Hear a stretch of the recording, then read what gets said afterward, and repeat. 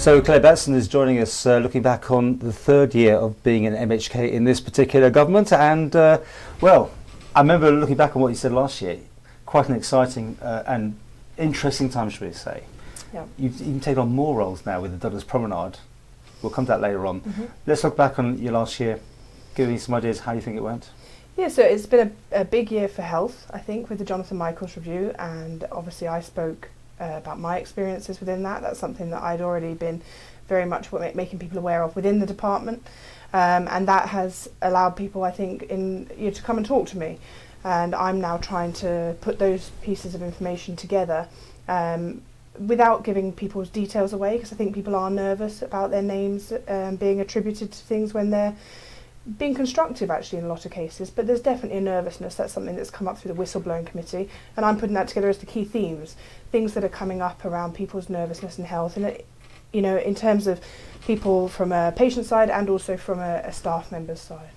Okay, because whistleblowing was, you saying, it's accepting last year. People don't want to go on the record, do they? No, I think people are very nervous. It is. It's a small island. I think people are nervous. We heard the evidence to the whistleblowing committee the other week where that was very much the case. You know, when you do raise your head above the parapet to raise concerns, there is an incredible nervousness that if this doesn't go the way you think it might or the way you hope, and people don't take it seriously, your employment opportunities are very much affected. And I think that's something that we just can't hide away from. You know, I understand where people are coming from, and what we need to do is we need to provide the assurance that things are changing and that we are changing our structures to make sure that when people raise concerns or make constructive comments, we look at them and we take them on board so that we can demonstrate that we are effectively listening to people and actioning those points. Let's, in health there, let's broaden this out. I mean, you've been there now, how long since the beginning, isn't it, almost? Since the beginning, with a blip. Yeah, little blip. How's it looking now? I think there's a huge piece of work. For me, at the minute, you've got sort of two parts. You've got the day-to-day carrying on running, then we've got the transformation team. I think without a shadow of a doubt, that is creating a degree of nervousness. It's, you know, where does everything fit? We don't want to miss anything. We want to make sure that all the big projects and the smaller projects and the day-to-day are absolutely caught up and captured within those new structures. So it's a huge piece of work.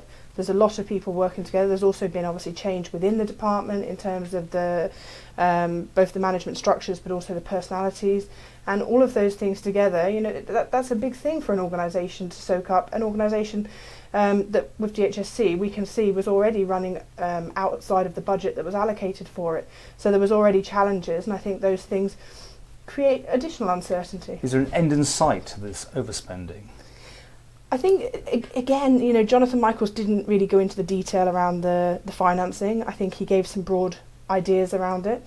Well, you're going to be moved, aren't you? The whole thing's moving out. Yeah, absolutely. Of you, as it stands, into the Manx care model. Yeah. But we still need to understand, you know, with the overspend, we need to make sure that we're absolutely confident that where there is any waste or disorganisation within the DHSC, we can eliminate that, which will then allow us to see the true cost.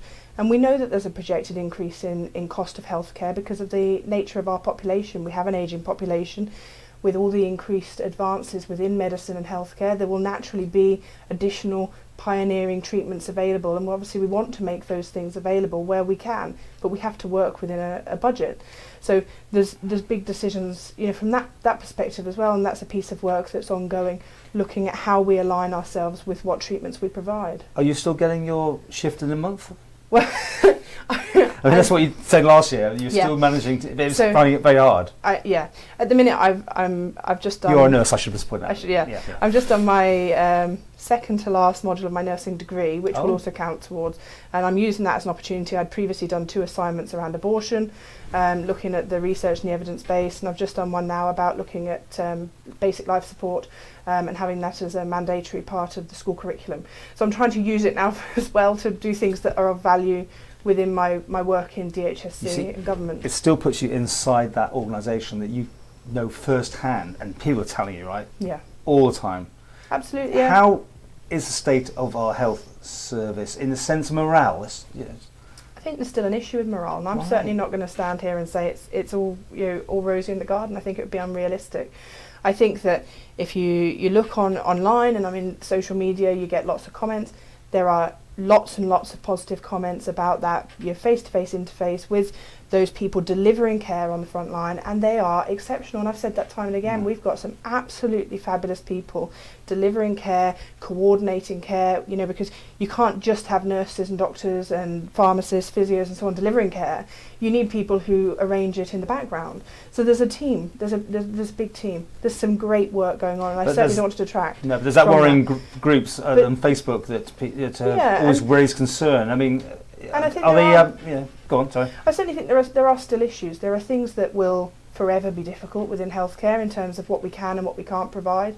You know, we have issues around the accommodation allowance. That's something that's gone up. I'm hugely supportive of that. It took a long time though, didn't it? It did, but I'm also nervous about the fact that we don't pay that up front.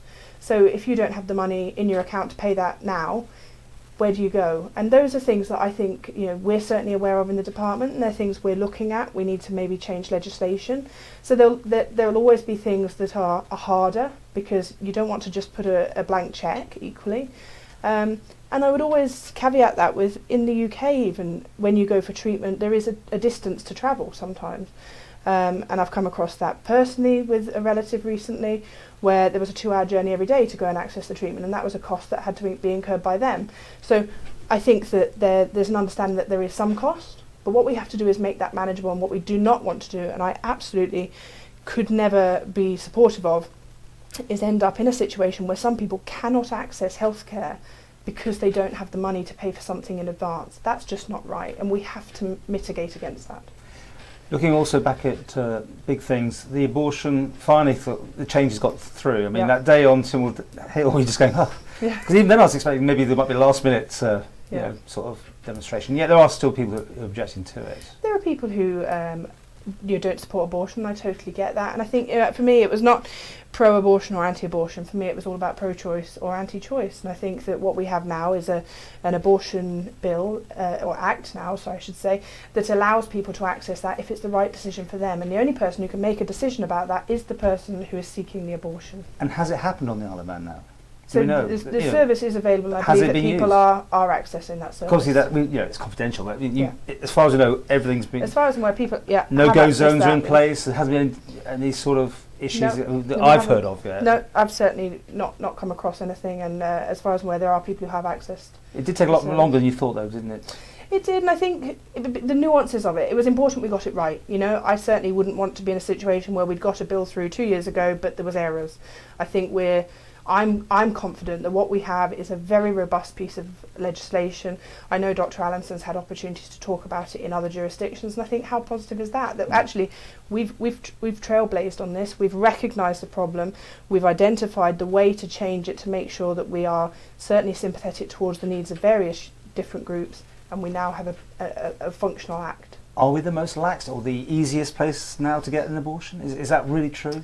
I don't think we're the most lax at all. I think what we have lax is probably the wrong word, but you know. No, I think we have a measured act. We have something where, in the very early stages of pregnancy, you have the opportunity to choose to terminate that pregnancy for whatever reason.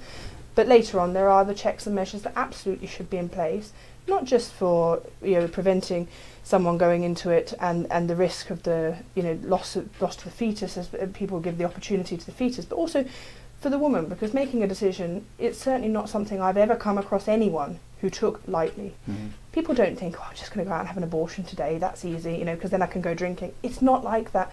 There are a million reasons why people make a decision to have an abortion, and it's not for me or for anyone else to say, no, you can't do that because I don't think that's the right lifestyle or personal choice for you. That's the person's choice, absolutely must be.